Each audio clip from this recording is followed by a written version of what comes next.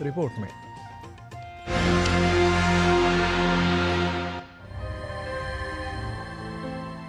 Peripheral nerve disease यानी परिधीय तंत्रिका रोग, जिसे पेरिफेरल न्यूरोपैथी के नाम से भी जाना जाता है, ये वो अवस्था है जिसमें परिधीय तंत्रिका तंत्र की नसों की सामान्य गतिविधि प्रभावित होती है।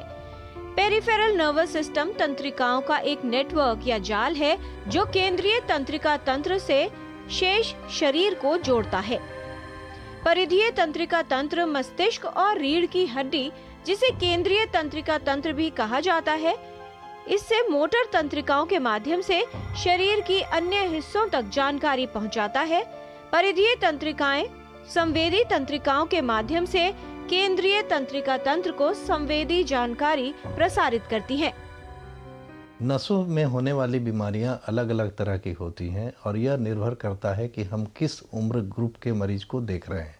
जैसे बच्चों में हो सकता है, बूढ़ों में हो सकता है या और एडल्ट्स में हो सकता है। बच्चों में होने वाली बीमारियां यूजुअली कॉन्जेनाइटल होती हैं या हेरिडिटरी होती हैं, और एडल्ट या बूढ़ों में होने वाली बीमारियां जो होती हैं कई बार आपके न्यूट्रिशन से या आपके अंदर पनप रही अलग बीमारियों से भी उसका लिंक होता है। जैसा मैं उदाहरण देना चाहूँगा डायबिटीज़ का। अगर डायबिटीज़ कंट्रोल नहीं है तो डायबिटिक न्यूरोपैथी यूजुअली 10 साल में आ जाता है, और B12 डिफिशिएंसी बहुत बड़ा कारण है न्यूट्रिशनल न्यूरोपैथी का। और समस्या और विकराल हो जाती है अगर मरीज में अल्कोहल की शिकायत है, क्योंकि अल्कोहल करता क्या है कि यह न्यूट्रिशन के एब्जॉर्प्शन को और कम कर देता है। तो अल्कोहल से कई और विटामिन्स की कमी होती है, बट B12 भी कम होता है। तो अल्कोहल, न्यूट्रिशनल डिफिशिएंसी और डायबिटीज़, ये 3 बहुत ही महत्वपूर्ण कारण हैं। परिधीय तंत्र में प्रत्येक तंत्रिका या नस का एक विशिष्ट कार्य होता है, इसलिए रोग के लक्षण प्रभावित नसों के प्रकार पर निर्भर करते हैं। तंत्रिकाएं कई प्रकार में वर्गित होती हैं। मोटर नर्व्स, ये नसें मांसपेशियों की गति को नियंत्रित करती हैं। ऑटोनॉमिक नर्व, जो रक्तचाप, हृदय गति, पाचन और मूत्राशय जैसे कार्य को नियंत्रित करती हैं। और संवेदी कोशिकाएं, जो त्वचा से तापमान, दर्द, कंपन और स्पर्श जैसी अनुभूति प्राप्त करती हैं। पेरिफेरल नर्व डिजीज या पेरिफेरल न्यूरोपैथी होने पर अधिकतर व्यक्ति की पैरों की नसें सबसे पहले प्रभावित होती हैं। पेरिफेरल नर्व डिजीज से प्रभावित व्यक्ति को कई लक्षण उत्पन्न होते हैं। देखिए, लक्षण सेंसरी हो सकते हैं, मोटर हो सकते हैं, ऑटोनॉमिक हो सकते हैं।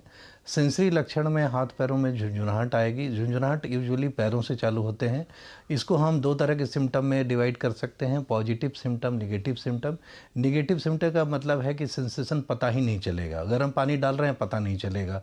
ठंडा पानी डाल रहे हैं, पता नहीं चलेगा। पॉजिटिव सिम्टम क्या है? ऐसा लगेगा कि हम कांटों पे चल रहे हैं, रुई पे चल रहे हैं, तो ये पॉजिटिव सिम्टम हो गया। कई बार ऐसा भी होता है कि पैर से चप्पल निकल गया, पता ही नहीं चला, या चप्पल पहनने जा रहे हैं तो पता नहीं चला, हाथों में दस्ताने पहन रहे हैं तो पता नहीं चला। तो न्यूरोपैथी के सिम्टम पहले पैरों में आएंगे, उसके बाद हाथों में आएंगे, और ये जो सिम्टम होते हैं ये धीरे धीरे बढ़ते रहते हैं। यदि ऑटोनॉमिक तंत्रिका प्रभावित हो तो व्यक्ति को मूत्राशय, पाचन और आंत्र समस्या हो सकती है। गर्मी के प्रति असहनशीलता और बहुत अधिक पसीना आने की समस्या हो सकती है, या ऐसा हो सकता है कि पसीना बिल्कुल न आए। रक्तचाप में परिवर्तन से चक्कर आना या हल्कापन महसूस होना जैसी समस्याएं भी व्यक्ति को हो सकती हैं। पेरिफेरल न्यूरोपैथी होने पर इलेक्ट्रोमोग्राफी और तंत्रिका चालन अध्ययन के अतिरिक्त रक्त परीक्षण, MRI का उपयोग कर इसके संभावित कारण को निर्धारित किया जाता है। न्यूरोपैथी के कारण व्यक्ति को दर्द हो सकता है। कई लोगों को अनिद्रा और अवसाद का अनुभव होता है, और दोनों ही दर्द को बढ़ा सकते हैं। इस स्थिति को नियंत्रित करने के लिए विशेषज्ञ की सलाह अनुसार उपचार लिया जा सकता है। न्यूरोपैथी का विकार असहज है, लेकिन आजकल इसके उपचार के लिए कई उपयोगी विकल्प उपलब्ध हैं। सबसे जो कॉमन जांच हम करते हैं अपने लैब में, that is nerve conduction, EMG। Nerve conduction से पता चलता है कि नसें कितनी ख़राब हैं और नसों को कितने इलाज की ज़रूरत है, और किस स्टेज पे बीमारी है, बीमारी इनिशियल स्टेज पे है या बीमारी एडवांस स्टेज पे है। और depending upon your science and symptoms आपका डॉक्टर ये डिसाइड करेगा कि आपको किस तरह के इलाज की ज़रूरत है। न्यूरोपैथी एक्यूट भी हो सकता है, न्यूरोपैथी सब एक्यूट भी हो सकता है, न्यूरोपैथी धीरे धीरे, जैसा मैंने डायबिटीज़ न्यूट्रिशन का एग्जांपल लिया, उसमें क्रॉनिक भी हो सकता है।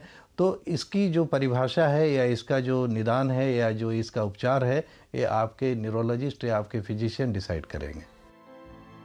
परिधीय तंत्रिका रोग से बचाव के लिए आवश्यक है नियमित व्यायाम करना, शारीरिक सक्रियता बनाए रखना, संतुलित आहार का सेवन, शराब का सेवन न करना, धूम्रपान न करना और पैरों को चोट से बचाना। जो लोग मधुमेह से प्रभावित हैं, उनमें न्यूरोपैथी की संभावना अधिक होती है। ऐसे व्यक्तियों को अपने पैरों का विशेष ध्यान रखना चाहिए। पैरों को आघात से बचाना अनिवार्य है। रक्त में शर्करा का स्तर नियंत्रित रखें। मधुमेह रोगी वर्ष में एक बार पैरों की जांच अवश्य करवाएं। न्यूरोपैथी का कोई भी लक्षण होने पर विशेषज्ञ से परामर्श लें। परिधीय न्यूरोपैथी वाले लोग आमतौर पर दर्द को चुभन, जलन और झुंझुने के रूप में वर्णित करते हैं। कभी कभी लक्षण बेहतर हो सकते हैं। न्यूरोपैथी के लक्षणों को नियंत्रित किया जा सकता है यदि वो ऐसी स्थिति के कारण उत्पन्न हो जिसका इलाज संभव हो सके। दवाएं परिधीय न्यूरोपैथी के दर्द को कम करने में उपयोगी सिद्ध हो सकती हैं। यदि आप अपने हाथों या पैरों में असामान्य चुभन, कमजोरी या दर्द महसूस करते हैं तो तुरंत एक विशेषज्ञ को दिखाएं। जल्द पहचान और सही उपचार से लक्षणों को नियंत्रित करना संभव हो सकता है, जिससे पेरिफेरल नर्व्स यानी परिधीय तंत्रिकाओं को क्षति से बचाया जा सकता है। किरण भारद्वाज, डीडी न्यूज।